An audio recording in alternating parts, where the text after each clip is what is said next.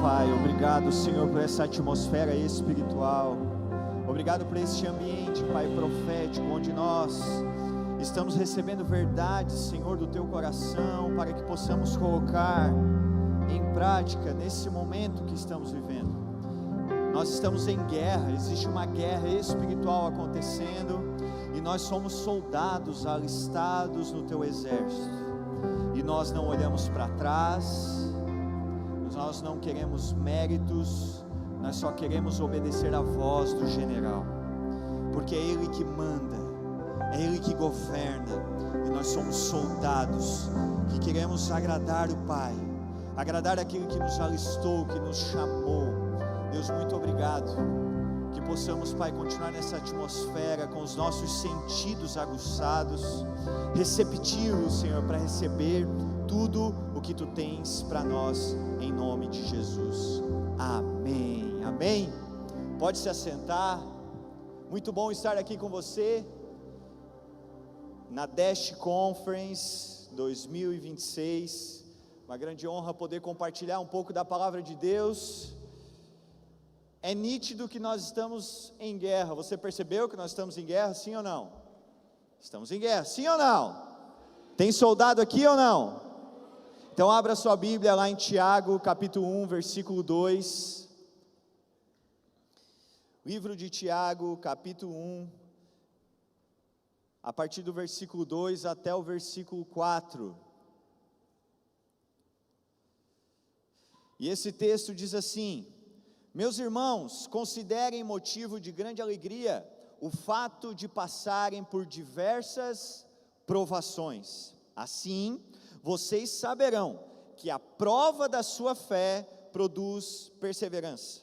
No entanto, a perseverança deve ter ação completa, a fim de que vocês sejam perfeitos e íntegros, sem que lhes falte coisa alguma.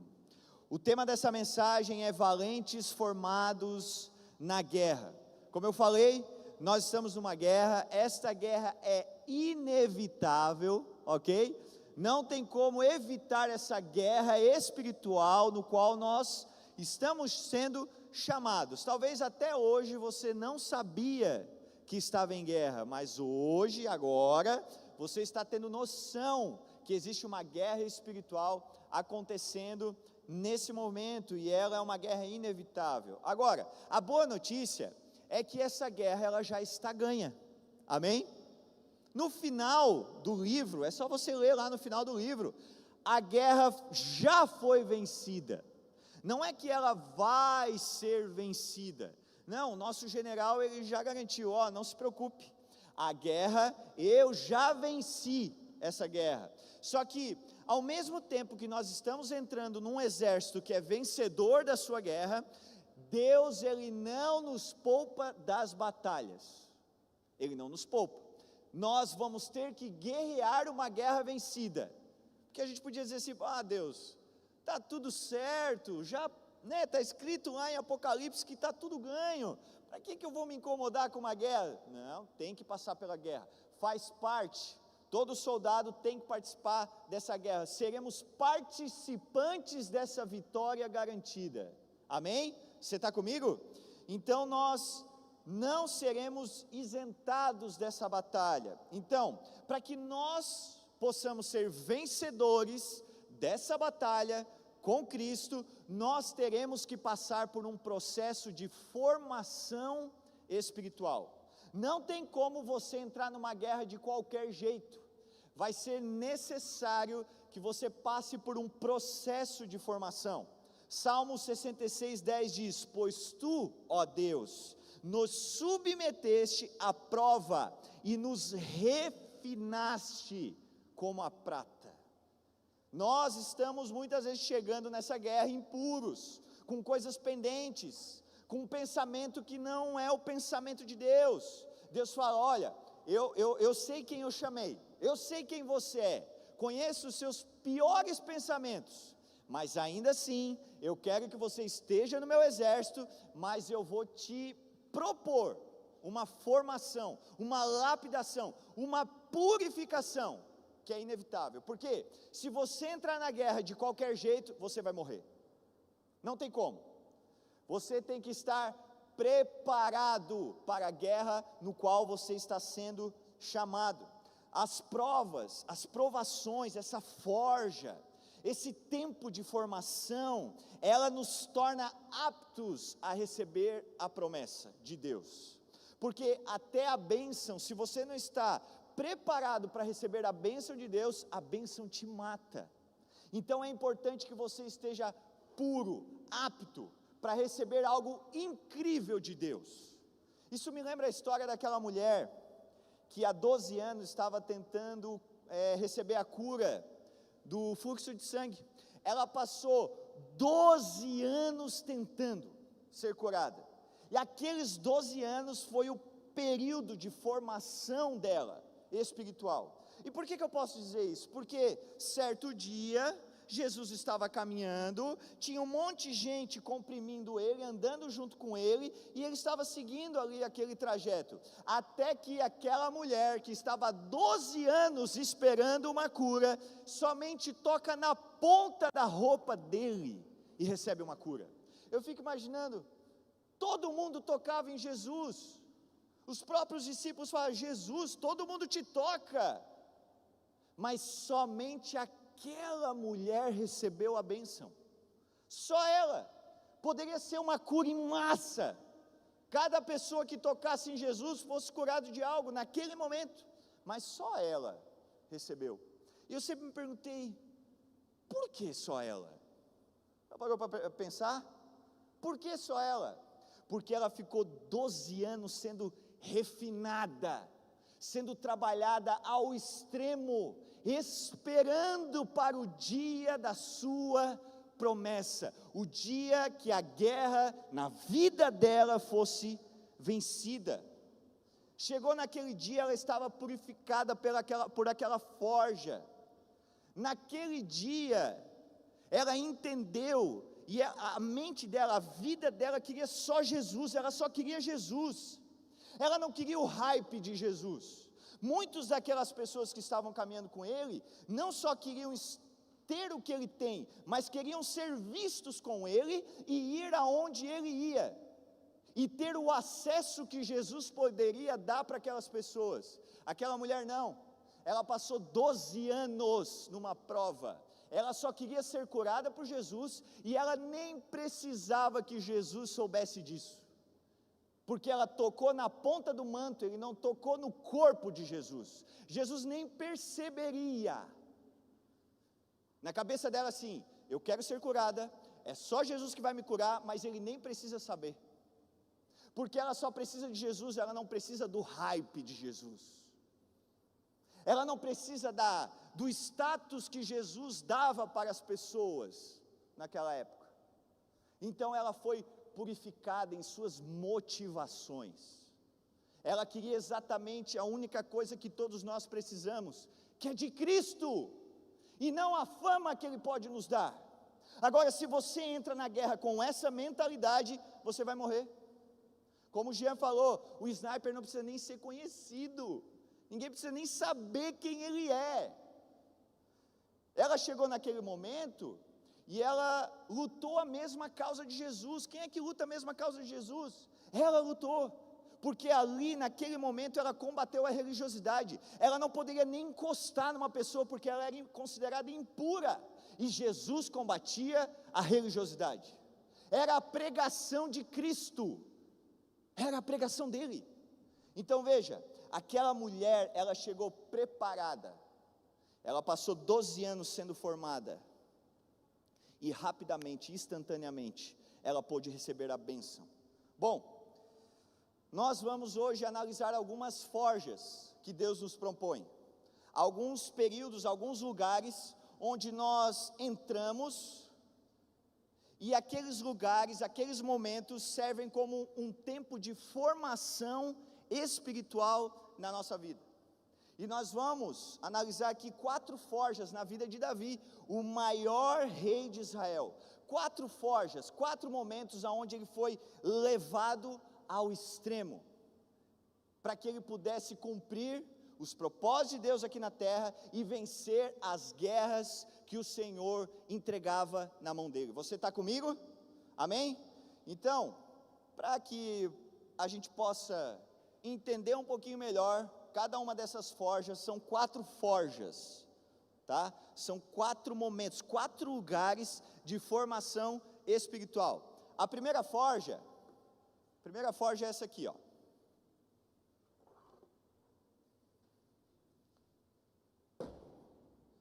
Essa aqui se chama a forja do lar.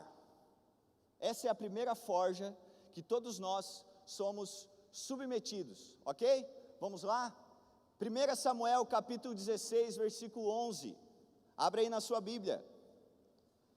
1 Samuel capítulo 16, versículo 11. Que diz assim: Então perguntou a Jessé: estes são todos os filhos que você tem? Jessé respondeu: ainda tenho o caçula, mas ele está cuidando das ovelhas. Samuel disse: traga-o aqui, não nos sentaremos para comer, enquanto ele não chegar. A primeira forja que Davi passou era a forja do lar. Davi era o filho mais novo de Jessé. Ele era aquele menino que não era o preferido do pai para ser apresentado em grandes oportunidades. Era justamente aquele menino que, enquanto as coisas legais estavam acontecendo, ele estava nos bastidores mantendo tudo de pé. Davi era esse cara. Então, para que a reunião importante acontecesse, Davi tinha que estar lá atrás, segurando as pontas, cuidando lá das ovelhas, deixando tudo certo, para que a reunião importante acontecesse. Ele era o cara que servia a família no anonimato, não precisava aparecer, servia todo mundo. Ele foi aquele cara que teve que derrotar o urso e o leão sozinho, desafios que eram maior que a vida dele, sozinho, no anonimato, sem ninguém saber, longe das reuniões legais. Ele estava lá, segurando as pontas. Mas também foi o cara que foi chamado e ungido na frente de toda a sua família. Esse era o momento, essa era uma das características dessa forja. E sabe qual é o efeito dessa forja aqui? O primeiro efeito dessa forja é que Davi precisou aprender naquele lugar a corresponder a qualquer coisa que ele fosse chamado, sem mágoa, sem ressentimentos, por ter sido o filho esquecido pelo pai. Muitas vezes nós temos que aprender a dizer: eis-me aqui, mesmo se até aqui a gente foi esquecido, porque na verdade nada é sobre nós. Nós nunca seremos lembrados ou esquecidos. Deus não se esquece de nada, Ele nos chama no tempo certo, e somente a forja, somente esse lugar de formação transforma o nosso coração para pensar dessa forma. Um outro efeito dessa forja é que ele aprendeu a vencer desafios sem a necessidade de publicidade, sem levar a cabeça do leão para casa como prêmio, sem ter que anunciar isso em todos os lugares. Existem desafios que você vai vencer e ninguém vai saber, mas você só aprende isso na forja, no tempo de formação, no lugar onde você é anônimo. Sabe um outro efeito dessa forja? É saber que você tem unção, porque Deus te entregou algo nas tuas mãos, existe algo poderoso que Deus entregou para você, mas você não vai se apoiar nisso antes da hora. Ele foi ungido na frente de todos os seus irmãos, mas ele não saiu rei naquele lugar. Ele recebeu uma unção naquele lugar, mas ele não se apoiou nisso. Você precisa saber que o óleo está sendo derramado na sua cabeça, mas existe uma hora que essa unção vai se manifestar, e se você antecipar isso, vai ser morte para você. Só a forja, só esse lugar de formação que te ensina isso. É necessário arrancar de dentro de você qualquer necessidade de usar a unção que Deus te deu antes da hora. Mas só esse lugar de esconderijo, aonde você serve no anonimato, sem publicidade. Você está comigo? A forja, essa forja do lar, também ensina a não sair de casa enquanto não houver o envio do pai. Davi só foi lá para olhar Golias quando o pai dele disse assim, ó, pega isso aqui, pega essa comida aqui, e vai lá e leva para os teus irmãos. Enquanto o pai não enviou, ele não saiu de casa. Isso é honra com aqueles que te formaram e que um dia vão te enviar. Mas só a forja tira esse desejo de antecipar coisas. É só esse lugar que tira essa ansiedade de querer botar para fora algo que ainda não está na hora. Ainda não está na hora. Amém? Você está comigo? Então essa é a forja do lar. Segunda forja que nós somos submetidos é a forja do gigante. Está aqui. Essa é a segunda forja. É a forja do gigante. Ainda aí na sua Bíblia, 1 Samuel 17, a partir do versículo 26.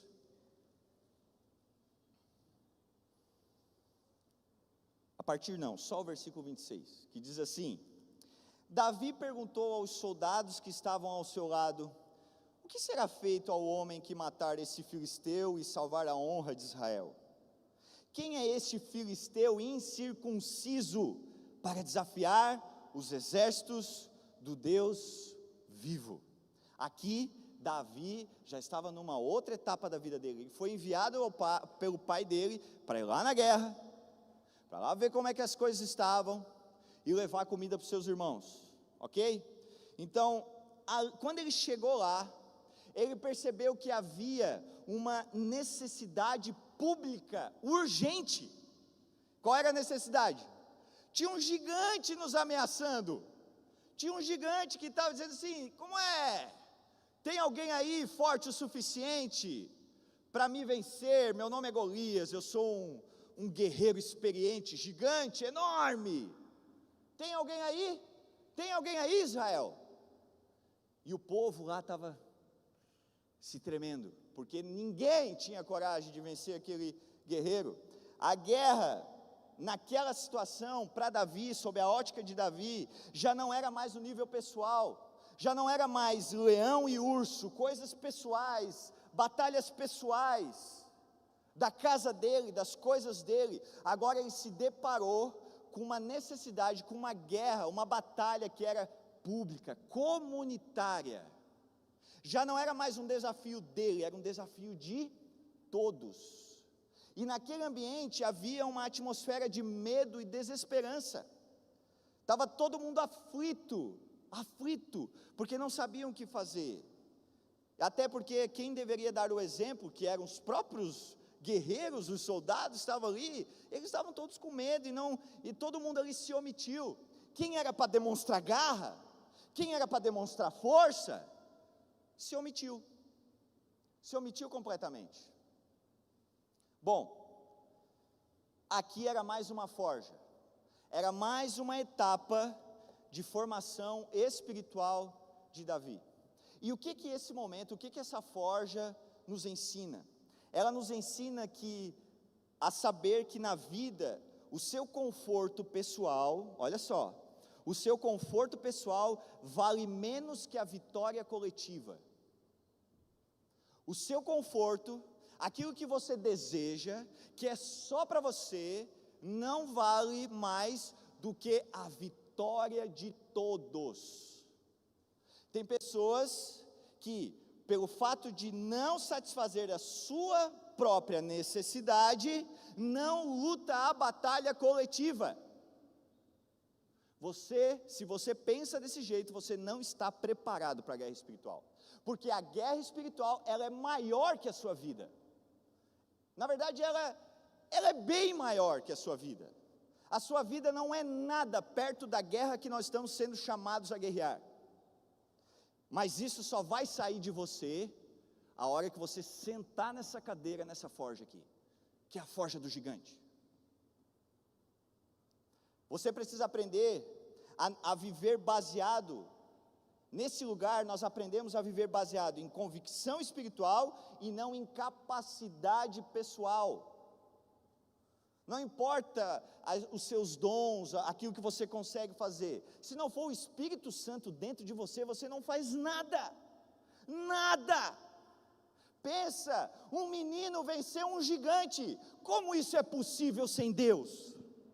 Não é possível.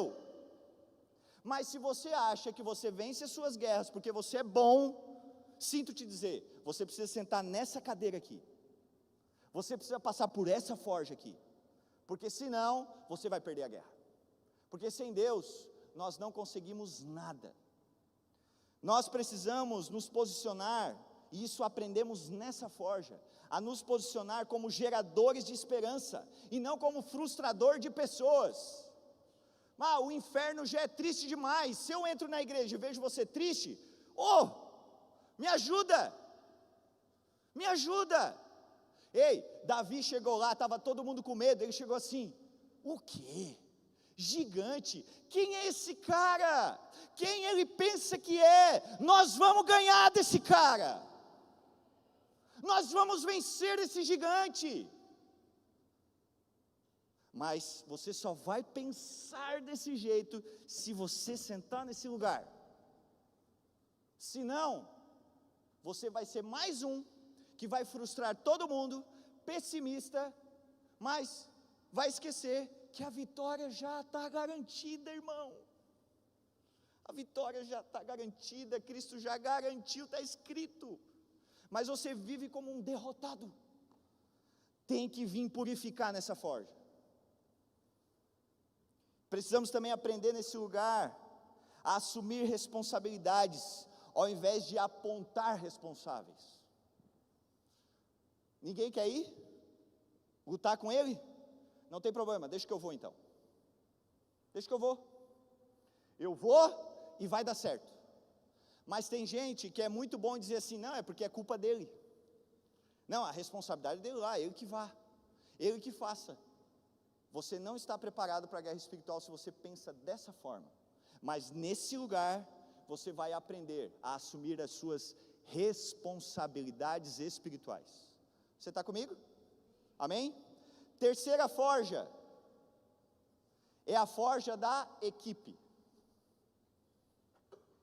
Terceira forja,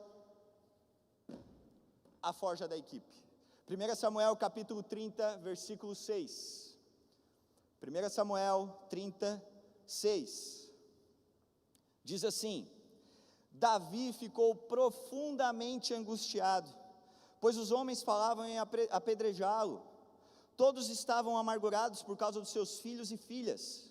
Davi, porém, fortaleceu-se no Senhor, o seu Deus.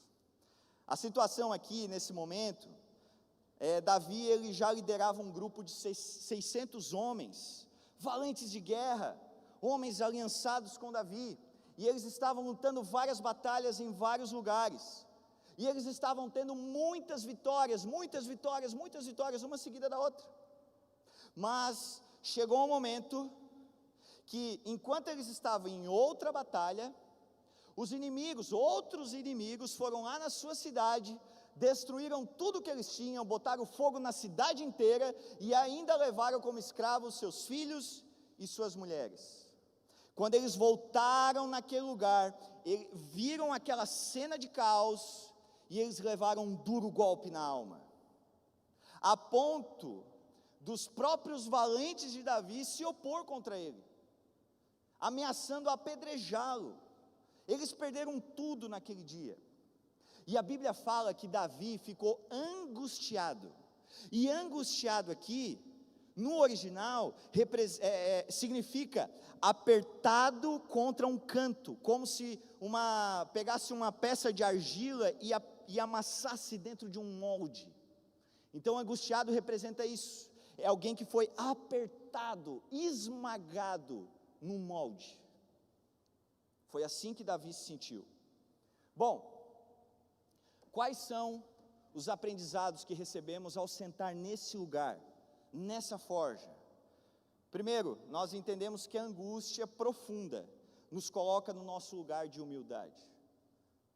Coloca no nosso lugar de vulnerabilidade, aonde nós entendemos que nós não podemos todas as coisas, e que se nós não dependermos de Deus, não tem como. Não tem como. Então a angústia, muitas vezes a tristeza, ela nos coloca num lugar de dependência de Deus. Ela coloca num lugar onde nós, só nos resta uma coisa: irmos para o nosso secreto e nos fortalecer em Deus, porque isso é o que realmente nos mantém de pé. Não são os nossos pensamentos, a nossa capacidade, as nossas posses, o nosso histórico, o nosso currículo, não. É só Deus colocando a mão sobre nós e nos conduzindo.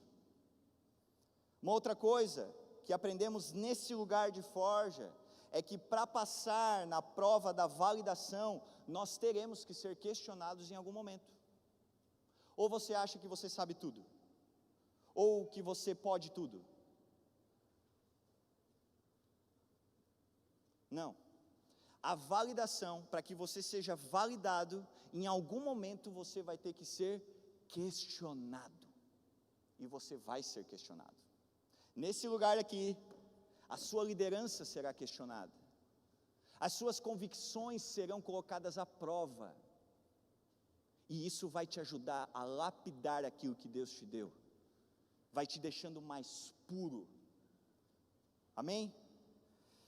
Uma outra coisa que essa forja nos traz é que todas as bengalas serão removidas, para que a força venha somente de Deus. O homem é cheio de bengalas, se apoia numa coisa, se apoia em outra,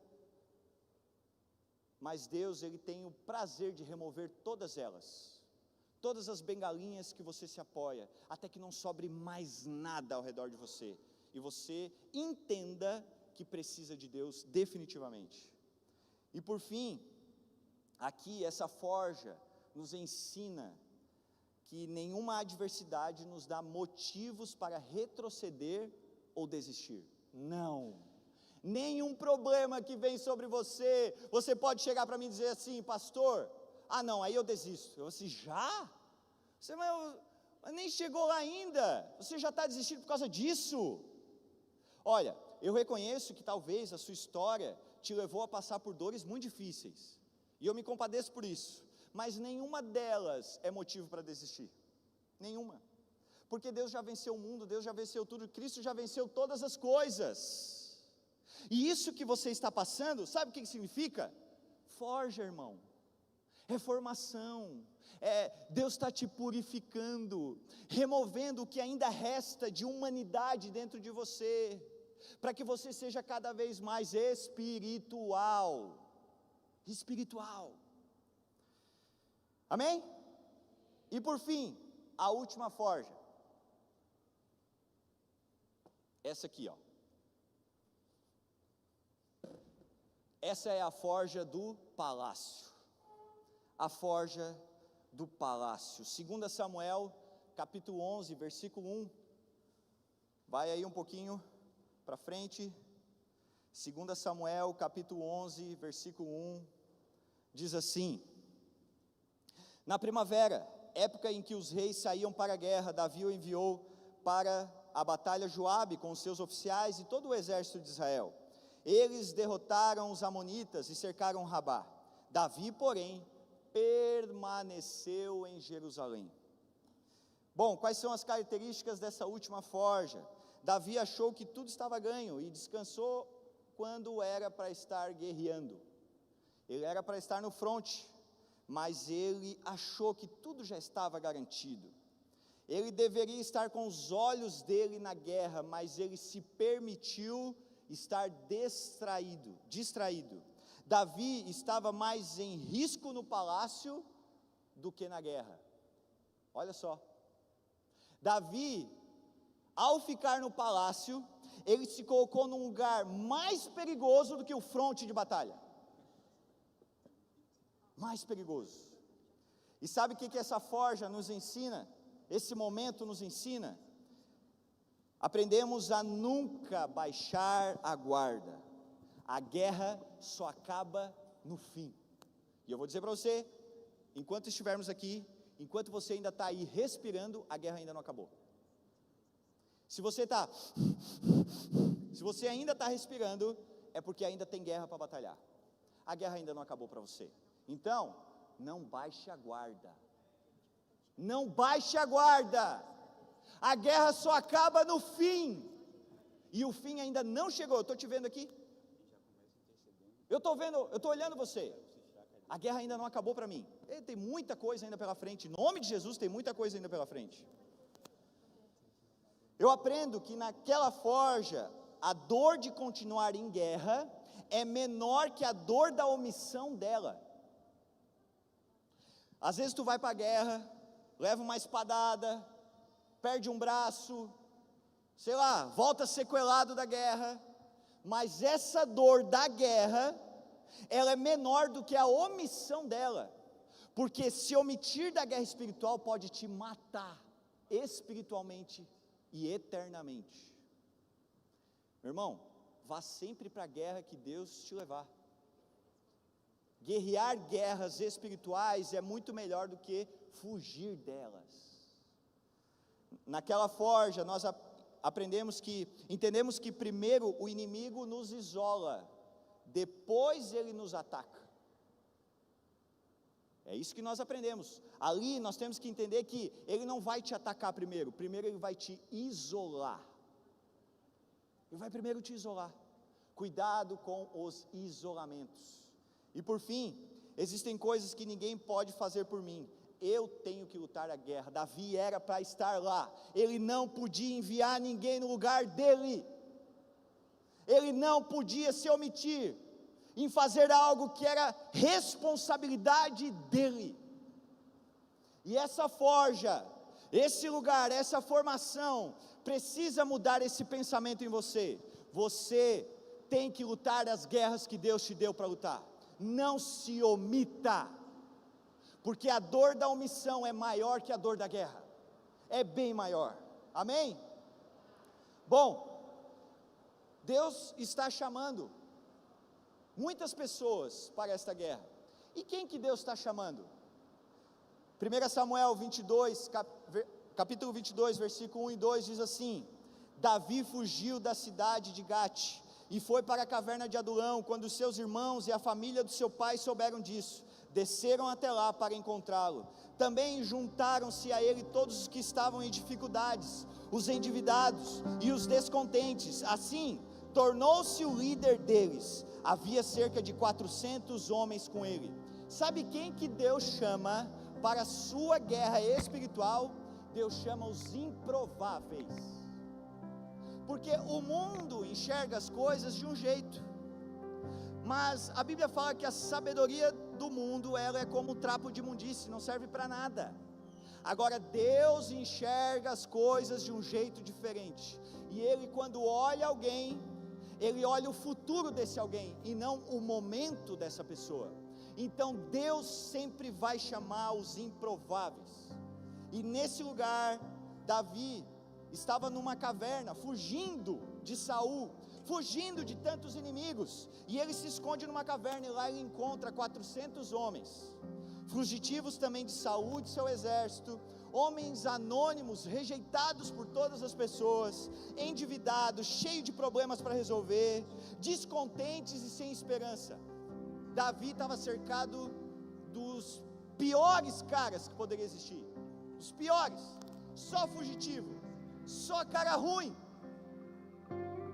Mas assim como o próprio Davi, esses homens, eles entraram num processo de formação.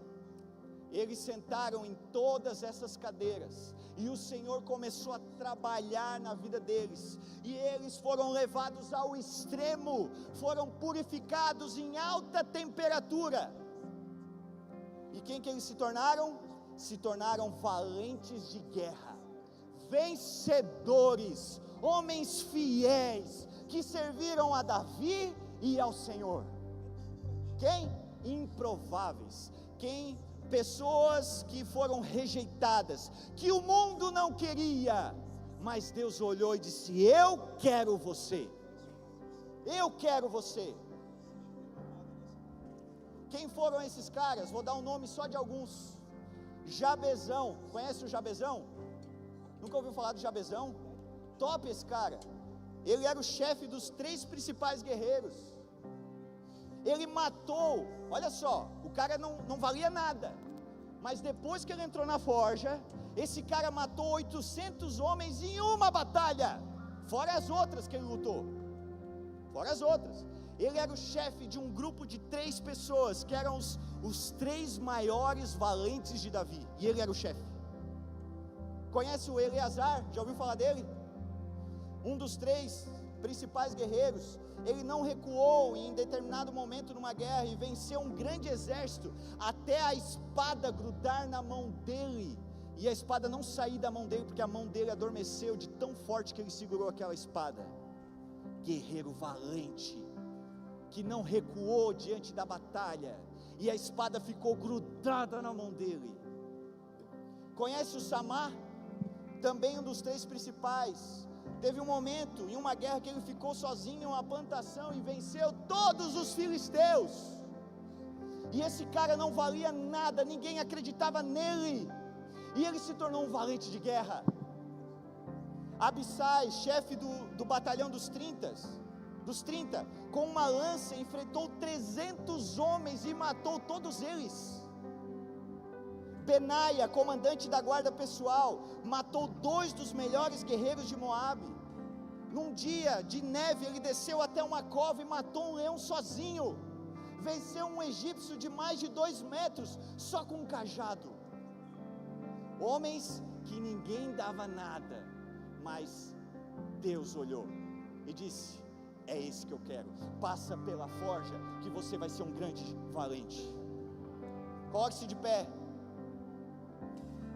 Não importa de onde você veio, a forja do general Jesus Cristo redefine o seu destino. Ali o seu passado é silenciado e o seu nome é gravado nas páginas da eternidade, entre os heróis que não retrocederam diante da guerra. Aleluia! Ei, eu não sei o que o mundo está dizendo sobre você. Se hoje você se considera um improvável, porque a sua história foi ruim, você foi abandonado, você foi traído, você não teve pai, você não teve mãe, você não teve ninguém, não importa. O Senhor está te chamando, sente na forja, passe por esse lugar, e o Senhor vai te fazer um valente guerreiro, que vai vencer e vai vencer, amém? Feche os teus olhos, vamos orar. Pai, eu te agradeço, Senhor, por esse momento. Eu oro, Senhor, para que agora Tu possa colocar uma valentia dentro desses jovens, desses adolescentes, Deus, em nome de Jesus, que eles não tenham medo de guerrear, mas que eles possam entrar nesse processo de formação espiritual e serem levados a um outro nível, em nome de Jesus.